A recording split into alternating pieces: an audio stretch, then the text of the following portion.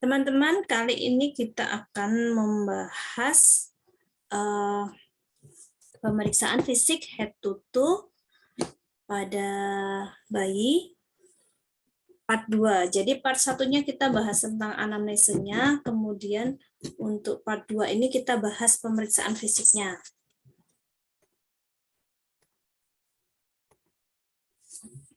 Yang kita lihat pertama keadaan umum. Keadaan umum ini kita bisa menilai sama dengan dewasa, kompos mentis, letargis, atau sopor, atau koma.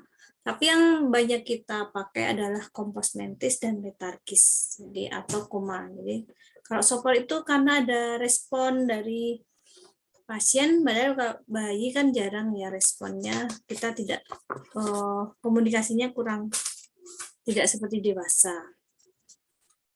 Kemudian untuk tingkat kesadaran ini biasanya digunakan di dewasa atau bayi yang usia lebih dari 1 bulan. Ini untuk neonatus jarang digunakan, kita biasanya menggunakan state alertness. Jadi bayi ini menangis atau tidak menangis, itu pakai state alertness untuk tingkat kesadaran.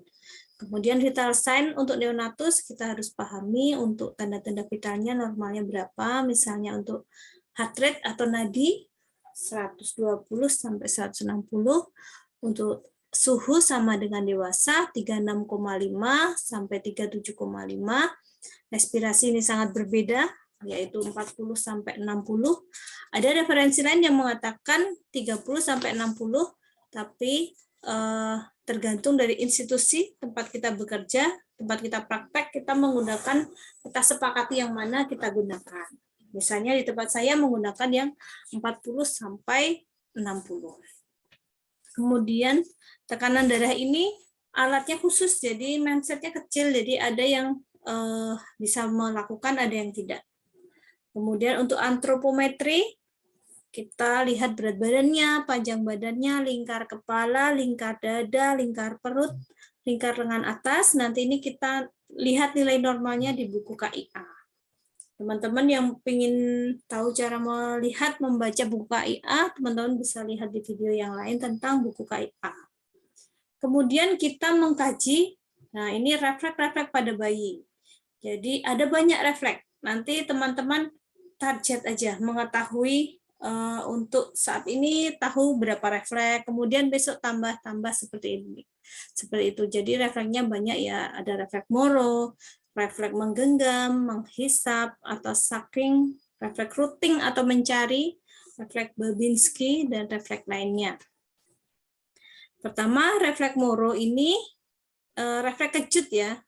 Refleks Moro atau refleks kejut, pertama yang kita lakukan, kita angkat kepalanya sedikit, kemudian tangannya kita pegang, kemudian kita lepaskan. Nah, kita lihat posisi tangan dan kaki, terutama tangan bayi. Apakah dia membuka ataukah dia diam saja. Jadi ini posisi kita ya, tangan kita, kepala kita mengangkat kepalanya.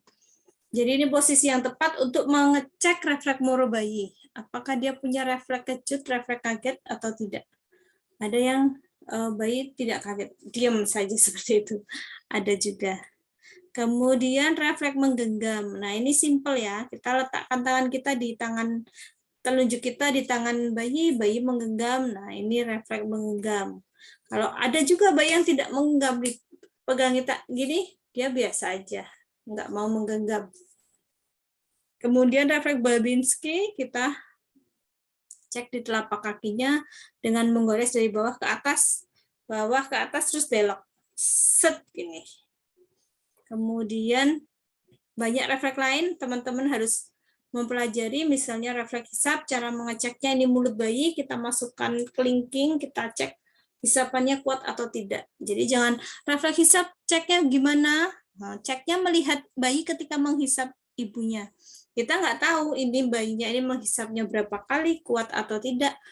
Untuk mengetahui, kita gunakan jari tangan kita. Jika kita ragu-ragu, ini bisa nggak ya menghisapnya? Kalau bayinya netek kuat, kelihatan kempot itu, refleks hisap kuat, kita bisa menilai ya. Tapi kalau ragu-ragu, kita cek dengan jari kelingking kita sendiri untuk memastikan refleks hisapnya ini kuat atau tidak, ada atau belum. Jadi bisa refleks hisap itu ada, tapi belum kuat. Jadi cuma Itu belum, kalau buat pompa ASI belum keluar, tapi sudah ada refleks hisapnya.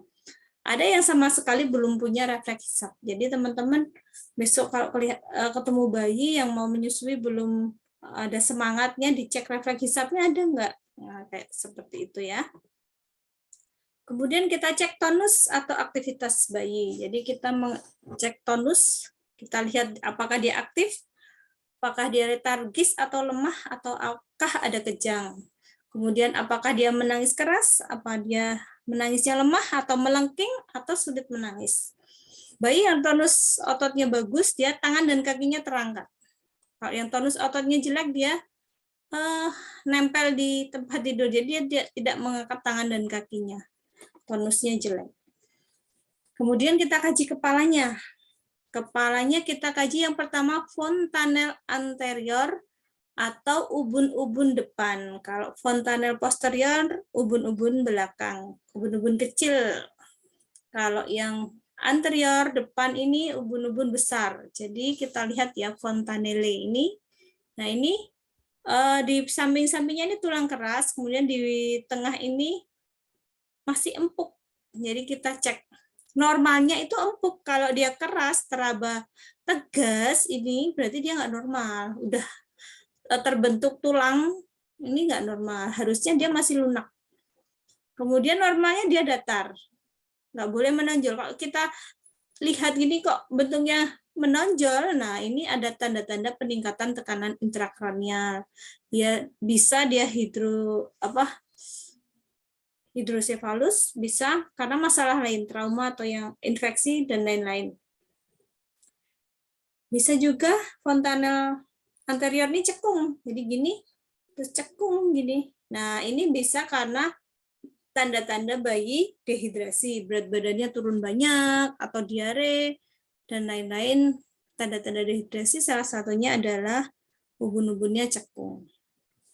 Kemudian kita cek sutura sagittalis. Nah di sambungan tulang tengkorak kanan dan kiri garis lurus. Nah ini ya di belakang fontanel ini.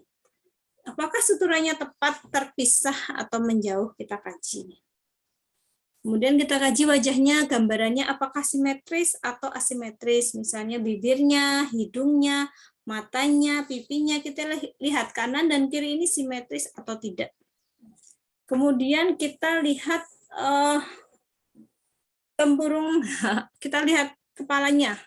Apakah benjol? Nah, benjolnya ini apakah dia kaput succedaneum? Ini salah nulisnya ya, succedanum, harusnya succedaneum, atau dia kaput sepal hematum.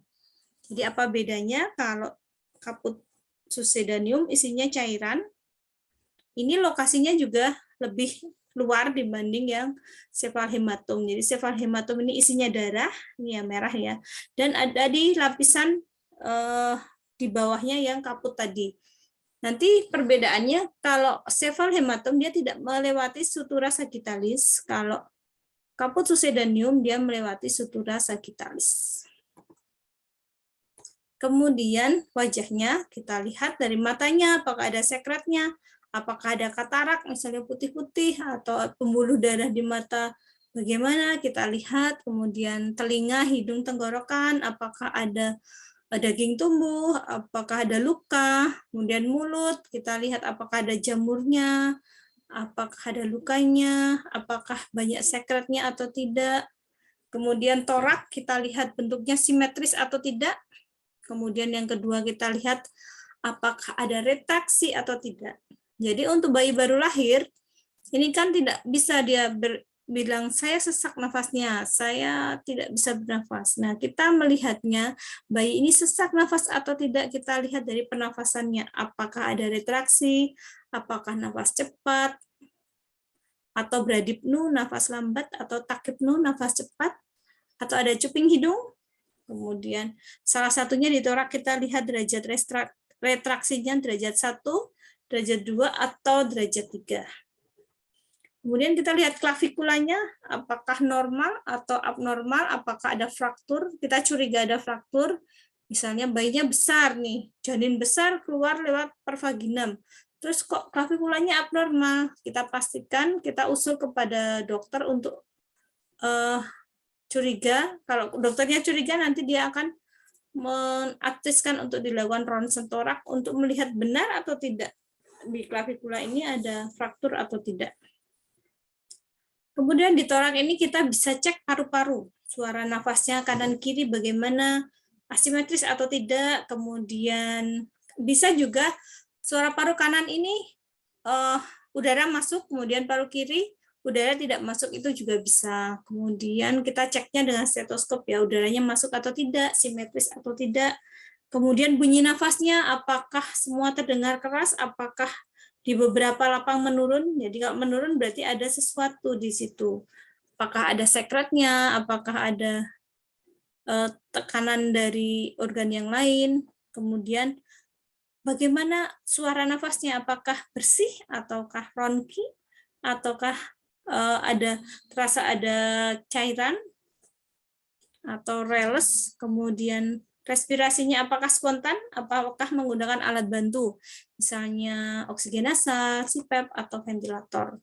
Kemudian di dada juga kita bisa cek jantung, bunyinya bagaimana, apakah normal sinus rhythm, sinus, ini salah tulis ya, sinus rhythm, apakah murmur, apakah ada bunyi jantung tambahan, apakah ada bising jantung, kemudian frekuensinya bagaimana, heart rate-nya, kemudian waktu pengisian kapiler kita lihat di kuku.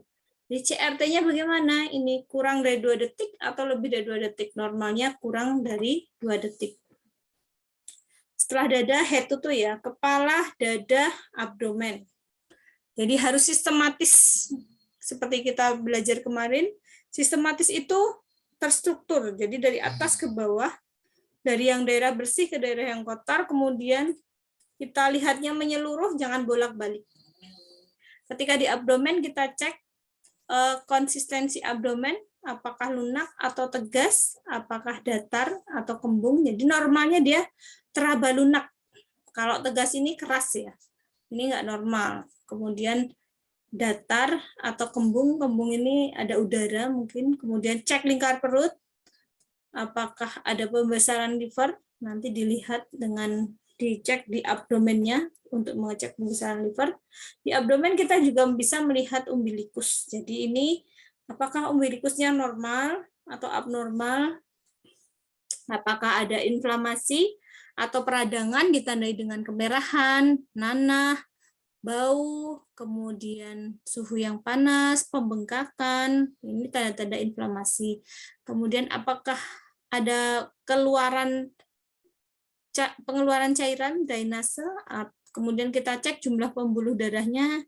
Ini ya yang ada selaputnya tebal ini arteri, yang tidak selaputnya tipis ini vena. Normalnya ada 2 arteri seperti ini, yang bawah ini 2 arteri, 1 vena. Jadi venanya ini biasanya ngelipet gitu, jadi susah nyarinya venanya. Kalau arterinya udah kelihatan, cuman dia lubangnya kecil banget. Kemudian kita lihat ke genitalnya. Apakah perempuan ini genitaliannya perempuan normal atau laki-laki normal, jadi kita nggak ragu-ragu, oh ini laki-laki, oh ini perempuan. Tapi sering juga beberapa kali kita ragu-ragu atau ambigus, ini laki-laki apa perempuan ya, penis kok kecil, apa bisa jadi penis itu ternyata klitoris yang membesar. Kemudian ini kok skrotum kok lucu ya, bisa juga itu bukan skrotum tapi labia mayura, jadi ambigus. Jadi ketika kita menemukan bayi ambigus, jangan ditulis laki-laki atau perempuan, kita cek dulu. Setelah kita memastikan, baru kita kasih tahu jenis kelaminnya. Karena ketika kita menulis perempuan ternyata laki-laki, akan mempengaruhi keluarga, akan mempengaruhi pasien, dan membutuhkan waktu lama untuk mengganti, misal untuk sidang dan lain-lain. Kemudian kita cek anusnya. Cek anus bayi baru lahir. Kalau dulu cek anus bayi baru lahir bisa dengan colok dubur. Jadi bisa dengan termometer yang kaca dicolok dulu. Kalau sekarang nggak boleh. Jadi itu kan traumatis untuk neonatus. Jadi hanya dilihat gini. Ini anusnya oh ada anusnya. Udah gitu aja. Ada lubangnya, tapi cuma kelihatan permukaan aja. Tampak ada lubang di permukaan, tapi kita nggak tahu dalamnya. Jadi kita lihat, kita observasi. Setelah kita lihat, kita observasi 2 kali 24 jam. Apakah bayi mekonium atau tidak? Apa itu mekonium? Mekonium adalah BAB pertama bayi baru lahir, warnanya hitam. Kalau bayi 2 kali 24 jam bermekonium, maka dilakukan cek. Apakah lubang tadi benar ada lubang sampai atas atau tidak. Jadi kita sembari merangsang supaya dia mekonium, kita lakukan spooling NaCl. Kita masukkan kateter urin, kemudian kita masukkan NaCl 5-10 cc tergantung berat bayinya. Kemudian nanti masuk nggak kateternya ini? Kalau nggak masuk berarti dia atresia ani letak tinggi. Jadi kalau misalnya dibuka gini udah nggak kelihatan sama sekali, nggak kelihatan lubang anus, maka dia dikatakan atresia ani letak rendah. Jadi nggak usah dicek, itu udah kelihatan ini nggak ada anusnya, nggak ada lubangnya, seperti gambar ini ya, nggak ada lubangnya. Kemudian kalau kita cek ada, tapi kita spooling nggak ada, berarti dia buntu, atresia ani letak tinggi. Nah ini atresia ani juga macam-macam, ada yang dia dekat dengan celah anus, ada yang tidak. Kemudian ada yang menimbulkan fistula. Jadi dia nggak ada jalan ke anus, dia buat lubang sendiri. BAB-nya keluar lewat penis, lewat vagina, seperti itu namanya fistula. Jadi kalau melihat bayi buang air besar, itu dilihat dia buang air besarnya dari mana. Jadi pernah bayi baru lahir ini tidak diketahui kalau dia atresia ani karena dia tetap BAB, ternyata BAB-nya dari lubang vagina karena ada fistula tadi. Jadi ketika kita melakukan pengkajian kita harus detail. Setelah itu kita kaji spinalnya. Apakah spinalnya normal atau abnormal, misalnya ada kelainan kongenital spina bifida. Nah, spina bifida ini bagian tulang ekor, di atas tulang ekor ini terbuka, kemudian keluar cairan. Ini spina bifida. Kemudian kita cek ekstremitasnya, apakah gerakannya bebas. Kemudian apakah ada kelainan bentuk, ada luka, ada edem, ada kebiruan, dan lain-lain. Kita cek warna kulitnya, apakah pink atau kemerahan. Yang normal ini ya, pink atau kemerahan. Kemudian yang tidak normal adalah pucat atau cyanosis. Kalau pucat bisa kurang darah. Cyanosis kurang oksigen, kalau jaundice itu ikterik ya, kuning, jadi hiperbilirubinemia. Kemudian apakah kulitnya cyanosis? Kalau dia cyanosis apakah hanya pada kuku atau sirkumoral atau periorbital atau seluruh tubuh? Jadi bisa di tangan kaki saja, bisa di kuku saja, bisa hanya di mulut saja, bisa juga di seluruh tubuh. Kemudian apakah ada kemerahan di kulitnya, kemudian tanda lahir apakah ada ini cutis marmorata. Cutis marmorata ini kayak motlet, jadi apa ya, warna kulitnya tidak rata. Kemudian ini slide terakhir kayaknya nih, kita cek juga. Setelah kita kaji secara fisik, kita cek lingkungannya, kita pastikan supaya bayi hangat dengan adanya penghangat radian. Nah ini ya, radian warmer ini nanti di sini ada alatnya untuk ngeset ini. Bayi baru lahir langsung kita pencet, nanti setelah 1 menit dia alarmnya bunyi supaya kita menilai Apgar menit pertama, ke-5, dan ke-10. Kemudian bisa juga kalau bayi kecil kita masukkan ke inkubator. Bisa juga di box terbuka, tergantung dari posisi bayi. Oke, untuk pengkajian fisik neonatus sudah cukup. Terima kasih atas perhatiannya.